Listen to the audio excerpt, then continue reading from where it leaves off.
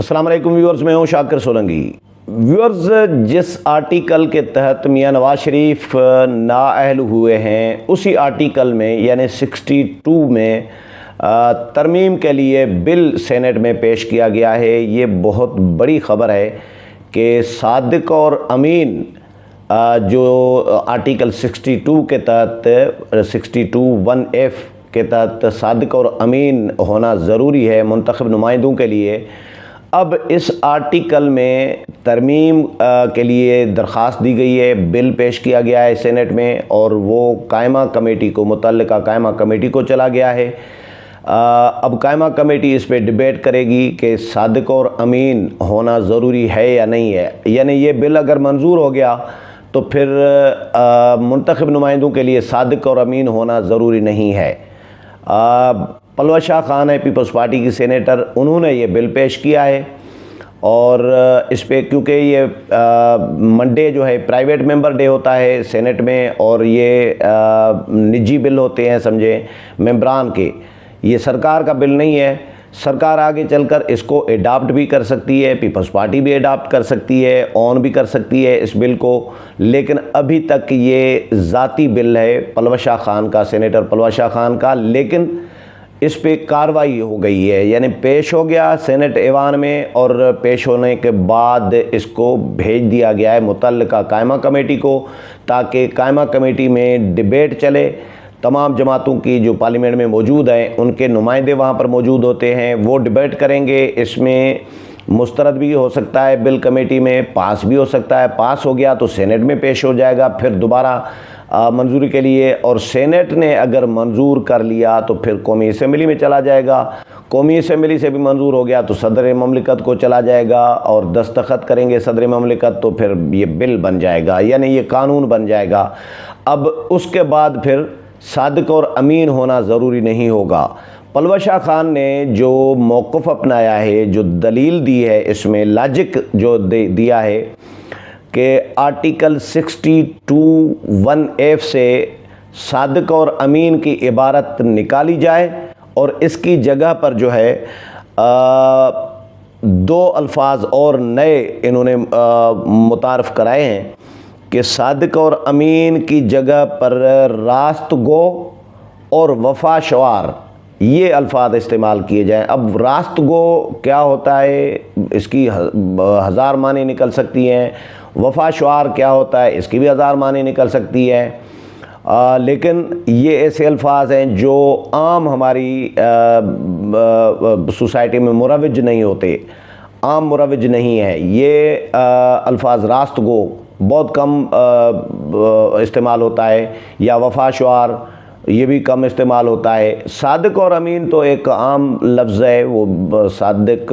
سچا، امین امانت دار، امانت میں خیانت نہ کرے۔ اب کیونکہ یہ آرٹیکل اتنا متنازع ہو گیا ہے، میاں نواز شریف کو بھی اسی آرٹیکل کے تحت نااہل ہونا پڑا، سپریم کورٹ میں یہ بڑی ڈیبیٹ چلتی رہی ہے آرٹیکل 62(1)(f) کے معاملے پہ، یا اس کی تشریح کے حوالے سے، یا پھر جہانگیر ترین بھی اسی آرٹیکل کا شکار ہوئے، نااہل ہو گئے، تاحیات نااہل ہو گئے۔ پھر اسی طرح جو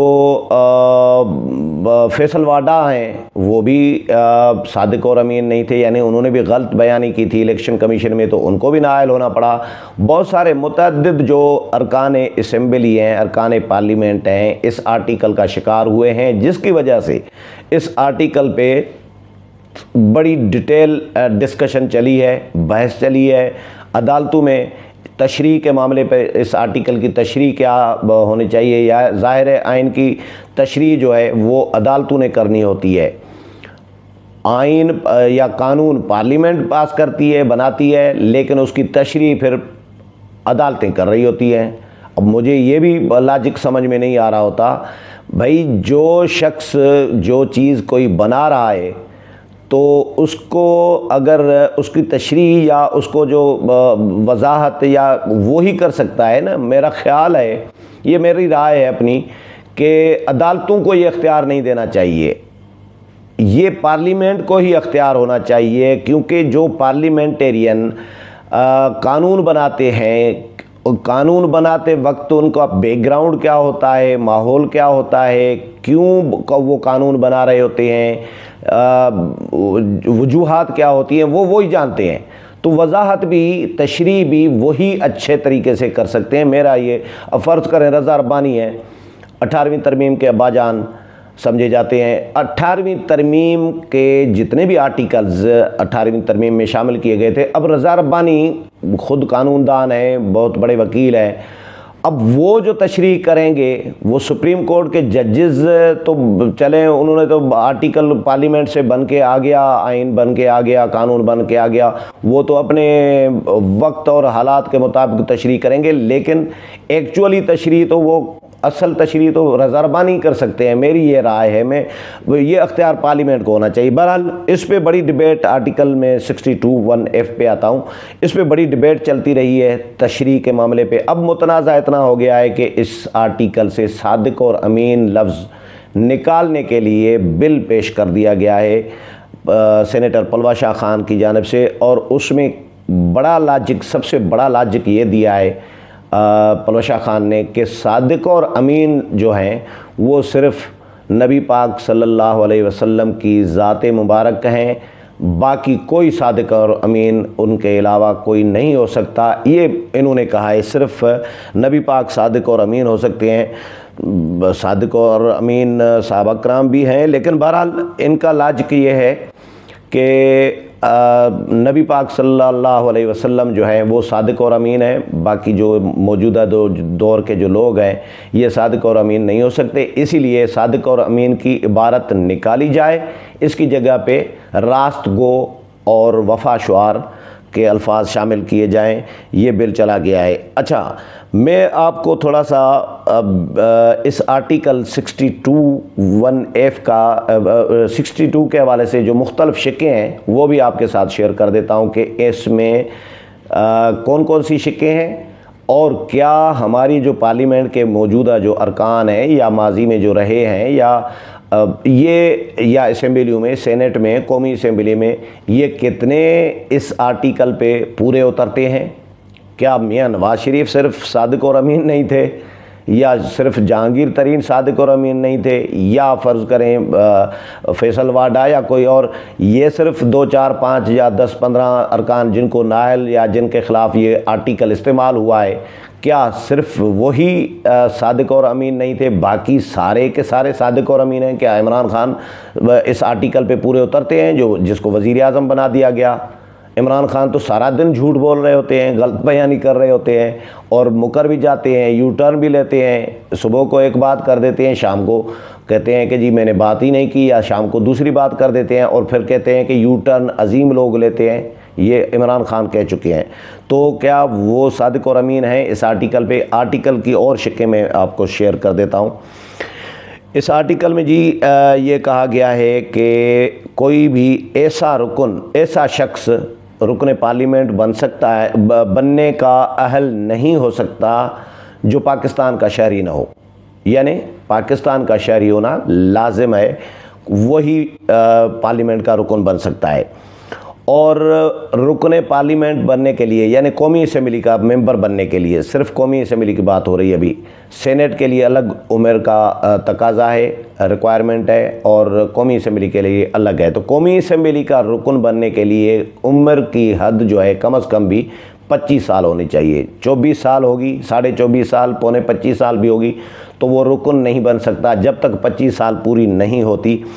اور بلاول بھٹو زرداری 25 سال کے بعد ان کا انتظار کیا جا رہا تھا کہ 25 سال کے ہو جائیں تو پھر پارلیمنٹ میں ان کو منتخب کر کے لایا جائے، تو 25 سال کے بعد ان کو پھر پارلیمنٹ میں لایا گیا تھا منتخب کر کے۔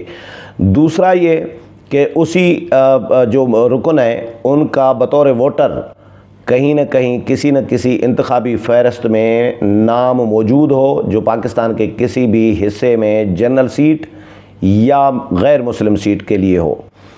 اور رکن سینٹ کے اگر بنتا ہے تو اس کے لیے عمر کی حد جو ہے کم از کم 30 سال ہونی چاہیے، اور ایسے شخص کا صوبے کے کسی بھی حصے میں اس کا نام بطور ووٹر درج ہو۔ فاٹا کے ارکان بھی اس میں شامل ہو سکتے ہیں۔ اچھا جی، آرٹیکل 62 کی جو شق ڈی ہے، اس میں کہا گیا ہے کہ جی ایسا شخص اچھی شہرت کا حامل ہو اور اسلامی احکامات سے انحراف کے لیے مشہور نہ ہو۔ یہ بڑا امپورٹنٹ جملہ ہے، اسلامی احکامات سے انحراف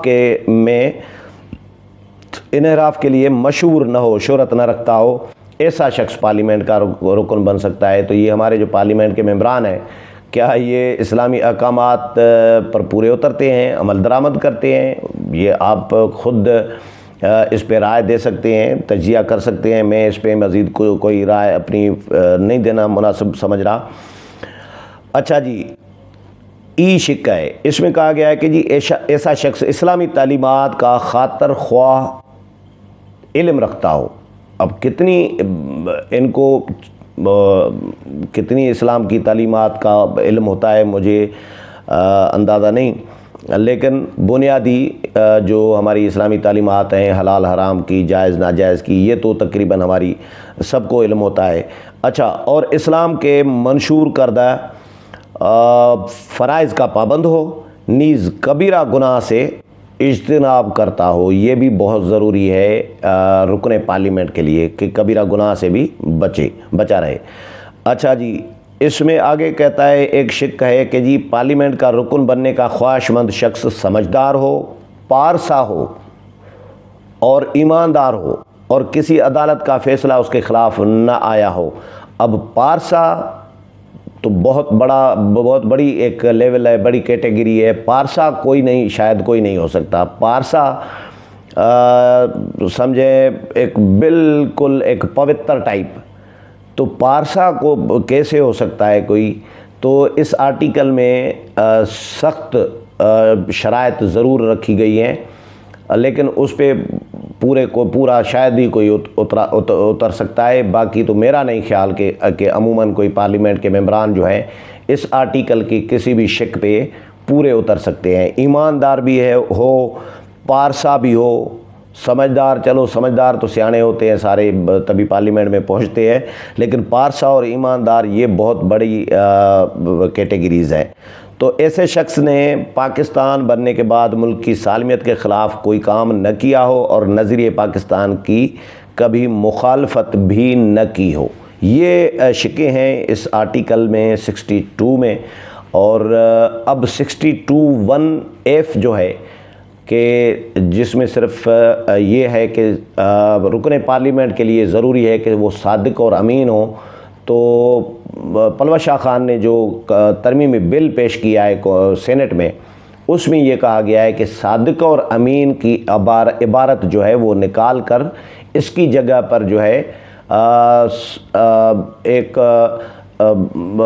وفاشوار اور راست گو یہ الفاظ شامل کیے جائیں، کیونکہ نبی پاک صلی اللہ علیہ وسلم کے علاوہ کوئی صادق اور امین نہیں ہے، اسی لیے یہ ترمیم پیش کی گئی ہے۔ اب دیکھتے ہیں اس کو سینٹ کی قائمہ کمیٹی مسترد کرتی ہے، منظور کرتی ہے، یا حکومت اور پیپلز پارٹی اس کو آن کرتے ہیں، ایڈاپٹ کرتے ہیں، یا پھر نجی بل کے طور پر یہ منظور بھی ہوتا ہے سینٹ سے۔ اور بہرحال پروسیس تو لمبا ہے، کمیٹی سے منظور ہونا ہے، سینٹ سے پھر دوبارہ منظور ہونا ہے، ابھی قومی اسمبلی سے منظور ہونا ہے، تو یہ بڑے پروسیس ہیں۔